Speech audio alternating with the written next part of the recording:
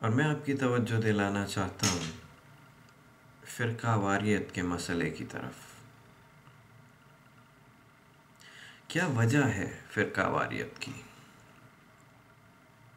اور کون لوگ ہیں جو یہ ہونے دے رہے ہیں، اس نظام کو چلنے دے رہے ہیں؟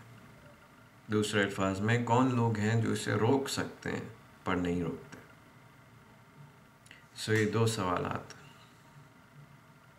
فرقہ واریت کی وجہ، اس کو میں عمارت کی بنیاد کہہ دیتا ہوں۔ اور دوسرا سوال، کون لوگ اسے ہونے دے رہے ہیں، کون لوگ اسے روک سکتے ہیں پر نہیں روکتے؟ اس کو میں عمارت کا ستون کہہ دیتا ہوں۔ تو سب سے پہلا سوال کہ فرقہ واریت کی بنیاد کیا ہے، فرقہ واریت کی وجہ کیا ہے؟ آئیے اللہ کی کتاب میں اس سوال کا جواب تلاش کرتے ہیں۔ ویسے تو کئی آیات ہیں قرآن پاک کی، پر میں پیش کرنا چاہوں گا سورہ بقرہ کی آیت نمبر 213۔ کان الناس امۃ واحدہ، انسانیت تھی ایک امت، فبعث اللہ النبیین مبشرین و منذرین، سو اللہ نے انبیاء بھیجے خوشخبری سنانے والے اور ڈر سنانے والے، وَأَنزَلَ مَعَهُمُ الْكِتَابَ بِالْحَقِّ، اور اس نے ان کے ساتھ کتاب نازل فرمائی برحق، لِيَحْكُمَ بَيْنَ النَّاسِ فِيمَا اخْتَلَفُوا فِيهِ، تاکہ وہ لوگوں کے درمیان فیصلہ کرے ان امور میں جن میں وہ اختلاف کرتے ہیں۔ وَمَا اخْتَلَفَ فِيهِ إِلَّا الَّذِينَ أُوتُوهُ، اور اختلاف نہ کیا اس میں سوائے ان کے جن کو وہ دی گئی، مِن بَعْدِ مَا جَاءَتْهُمُ الْبَيِّنَاتُ، اس کے بعد کہ ان تک واضح دلائل پہنچ گئے، بغیم بینہم، آپس کی ضد میں۔ اور میں یہ واضح کر دوں کہ یہ ترجمہ ضد، اس سے بغیہ کا معنی پورا نہیں ہوتا، پر اردو زبان میں شاید قریب ترین معنی یہی لفظ دیتا ہے، باہم ضد۔ تم نہیں، ہماری بات مانی جائے، ہمارا حکم چلے گا۔ اس کو بالکل ایسا ہی سمجھے جیسے گھر والوں میں بھی ہوتا ہے، بہن بھائی کے بیچ۔ آپ آفس جائیں، کو ورکرز کے بیچ بھی یہی چیز ہوتی ہے۔ آپ کسی کلاس روم میں چلے جائیں، اسٹوڈنٹس کے بیچ سے ہوتا ہے۔ مسجد چلے جائیں، وہاں ہوتا ہے۔ پالیٹکس میں دیکھ لیں، وہاں بھی یہ چیز ہے۔ تو یہ بغیم بینہم، آپس کی ضد، یہ بنیاد بنتی ہے، یہ وجہ بنتی ہے اس فرقہ واریت کی۔ یہ چیز ہم نے کتاب سے سیکھی، اور ایک بات یہ بھی واضح ہو گئی کہ اللہ نے اپنے دین میں فرقے نہیں رکھے، یہ فرقے لوگوں نے بعد میں بنائے۔ تو یہ پہلا سوال تھا۔ دوسرا سوال اور زیادہ اہم سوال، وہ سوال جس کو میں اپنا مضمون بنانا چاہ رہا ہوں، کون لوگ ہیں جو اس نظام کو چلنے دے رہے ہیں، یا کون لوگ ہیں جو اسے روک سکتے ہیں پر روکتے نہیں ہیں؟ اور آپ سمجھ رہے ہوں گے میں کہوں گا علماء، پر نہیں، میں کہہ رہا ہوں عوام۔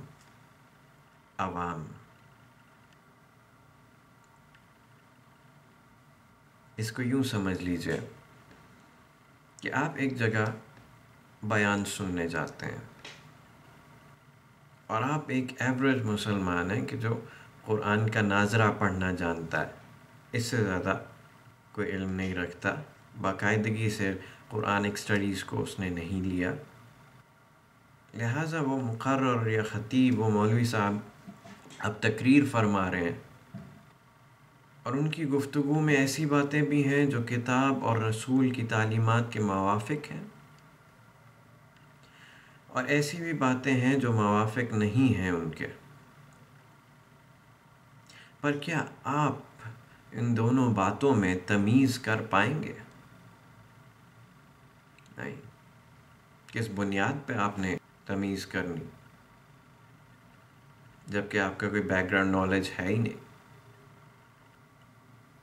آپ نے اس تقریر کو اسی طرح قبول کر لینا ہے، درست باتوں کو بھی اور غلط باتوں کو بھی آپ نے سب ایک تقریر کی طرح سننا ہے اور قبول کرنا ہے اور تسلیم کر لینا ہے۔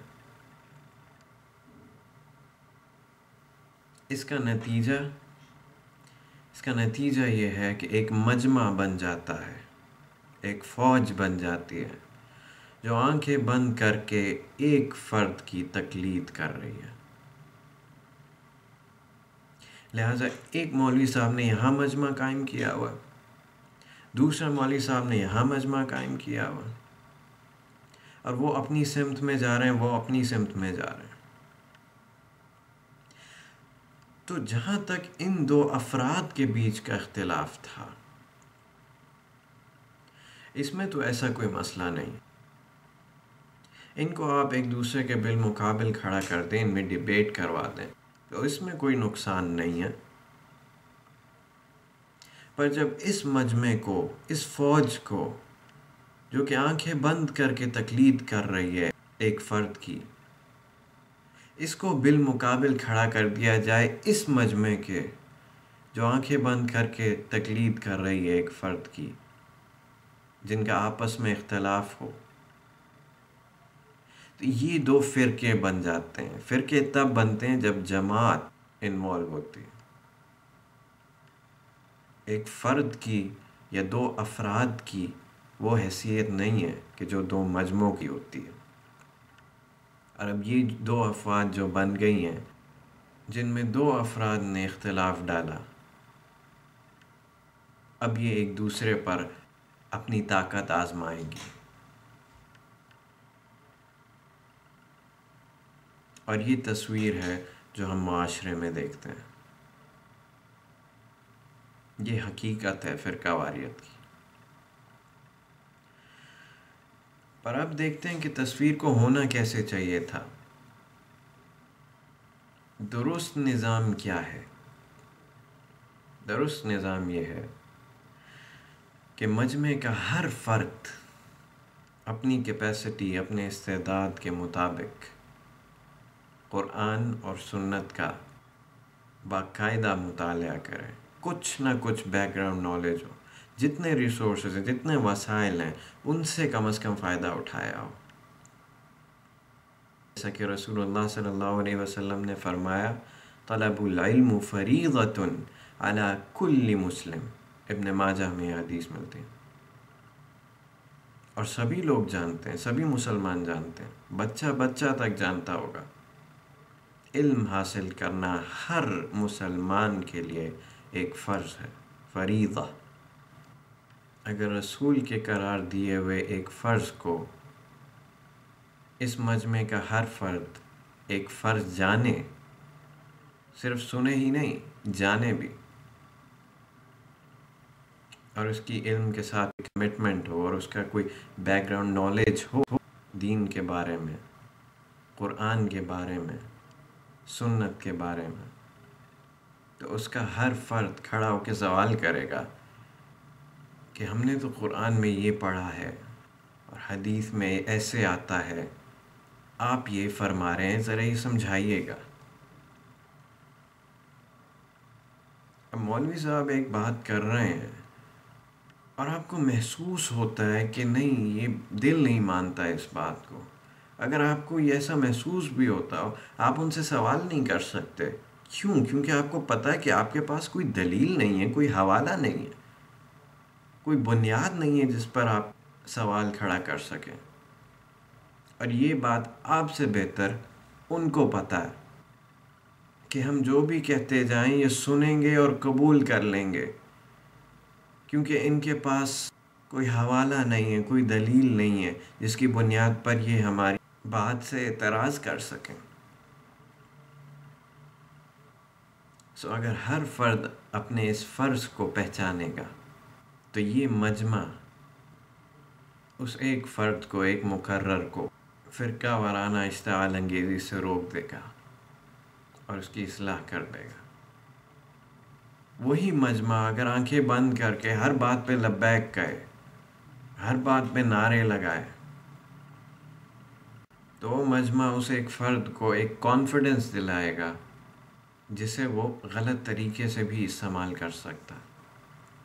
لہذا ایک طرف مجمع وجہ بن رہا تھا تباہی کا، اور دوسری طرف مجمع وجہ بن رہا ہے اصلاح کا.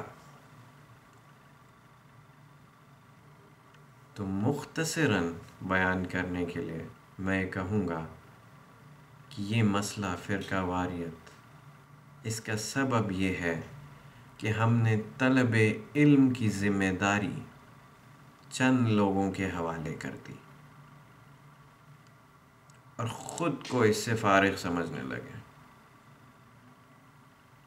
اور میں دہراؤں گا رسول اللہ صلی اللہ علیہ وسلم کا وہ فرمان، طلب العلم فریضۃ علی کل مسلم. علم حاصل کرنا ہر مسلمان پر ایک فرض ہے، فریضہ. یہ ایک غلطی ہے کہ ہم یہ کام چند لوگوں پہ چھوڑ دیں. اور یہ جملہ میں دہراؤں گا جب میں آپ کو 2 احادیث سنا لوں. ایک حدیث ہے، یہ صحیح بخاری میرے پاس ہے، صحیح بخاری کتاب العلم،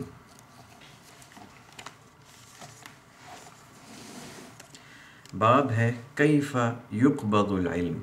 علم اٹھایا کیسے جائے گا. اگر آپ اسے سمجھ نہیں پائے، اللہ کے رسول محمد صلی اللہ علیہ وسلم نے قیامت کی نشانیوں کے بارے میں ہمیں بتایا کہ اس کی نشانی میں سے ایک یہ ہے کہ علم اٹھ جائے گا. ان من اشراط الساعہ، بے شک قیامت کی نشانیوں میں سے ہے ان یرفع العلم، کہ علم اٹھ جائے گا، اور باقی علامات بھی بتائیں.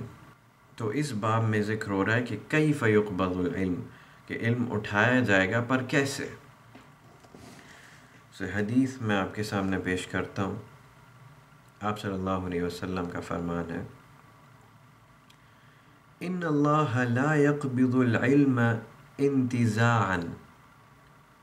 اللہ تعالیٰ ایسے علم کو نہیں اٹھائے گا کھینچ کر. ينتزعه من العباد، بندوں سے کھینچتے ہوئے. یعنی ایسا نہیں ہے کہ سینوں سے کھینچ لیا جائے گا علم اور اس طرح اٹھایا جائے گا. ولیکن، بلکہ یقبض العلم بقبض العلماء، وہ علم اٹھائے گا اہل علم کے اٹھائے جانے سے.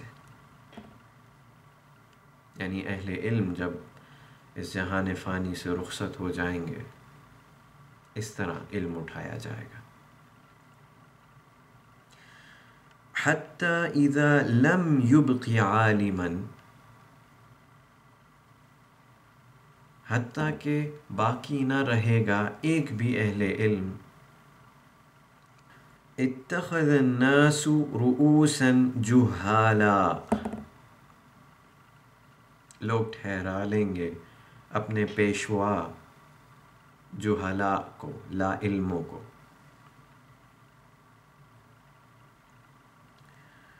فسئلوا، سو ان سے سوال کیا جائے گا. فافتوا بغیر علم، سو وہ بغیر علم کے فتویٰ دیا کریں گے. فضلوا، سو وہ خود بھی گمراہ ہوں گے. واضلوا، اور گمراہ کریں گے بھی، یعنی خود بھی گمراہ ہوں گے، لوگوں کو بھی گمراہ کریں گے بلا علم فتویٰ دے کے. تو یہ ایک حدیث تھی جو میں نے آپ کے ساتھ شیئر کی. اس کے سوا ایک اور حدیث میں آپ کو سناؤں گا، اور یہ حضرت علی رضی اللہ تعالیٰ عنہ کی روایت کی گئی ہے.